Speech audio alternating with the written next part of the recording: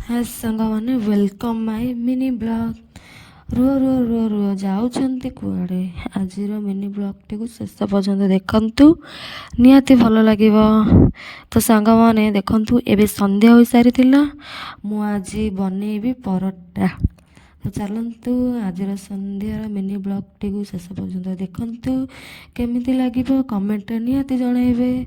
ତ ସାଙ୍ଗମାନେ ଆଜି ଆମର ବାବା ଆସିଛନ୍ତି, ସେଥିପାଇଁ ପରଟା ବନେଇଦେବି।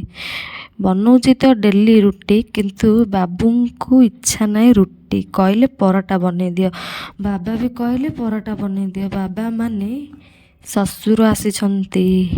ତ ସାଙ୍ଗମାନେ ଦେଖନ୍ତୁ, ଏବେ ସନ୍ଧ୍ୟା ହୋଇଯାଇଛି, ସେଥିପାଇଁ ମୁଁ କହିଥିଲି ନା ପରଟା ବନେଇବି। ତ ଦେଖ, ମୁଁ ଅଟା ଚକୁଟିକି ରଖିସାରିଛି, ପରଟା ବନେଇବି। ତ ସାଙ୍ଗମାନେ ଶୀତ ଦିନ ବୋଲି ମୋ ଫେସ୍ଟା ଏବେ ଟିକେ ଭଲ ଦେଖାଯାଉଛି। ଖରା ଦିନ ହେଲେ ଏମିତି ତେଲିଆ ରୁହେ ମୁହଁ, ଯେତେ ଧୋଇଲେ ବି ସେ ତେଲ ମୁହଁରୁ ଛାଡ଼େନି। କ'ଣ ଆଉ କହିବି, ଛାଡ଼, ସବୁ ତ ମୋର ଖରାପ। ଆଉ ଚୁଟି ଛିଡ଼ି ଯାଉଛି, ମୁହଁ ଏମିତି ବରଣ୍ଡ ହେଇଯାଉଛି, କ'ଣ ଆଉ କରିବା। ହଉ, ତ ସାଙ୍ଗମାନେ ମିନି ବ୍ଲଗ୍କୁ ଶେଷ ପର୍ଯ୍ୟନ୍ତ ଦେଖନ୍ତୁ, ଭଲ ଲାଗିବ, ନିହାତି କମେଣ୍ଟରେ ଜଣାଇବେ। ତ ଦେଖ, ବାବା ନେଇକି ଆସିଥିଲେ ଏଇ କୋଳି। ୟାର ନାମ କ'ଣ, ଅଙ୍ଗୁର କୋଳି ନା କ'ଣ କହିଲେ, ମୁଁ ତ ଜାଣିନି। ଆପଣମାନେ କ'ଣ ଜାଣନ୍ତି ୟାର ନାମ, କମେଣ୍ଟ ମାଧ୍ୟମରେ ନିହାତି ଜଣାଇବେ। ତ ଏଠି ଦେଖ, ମୋ ବାବାକୁ ଚା' ବନେଇକି ଦେଇଦେଲି। ଏଠି ଫୁଲକୋବି ଆଳୁ ରସା ବନେଇବି। ତ ସାଙ୍ଗମାନେ ଫୁଲକୋବି ଆଳୁ ତ ରସା ନିହାତି ବନେଇବି, କିନ୍ତୁ ମେନ୍ ଜିନିଷଟା ନାହିଁ।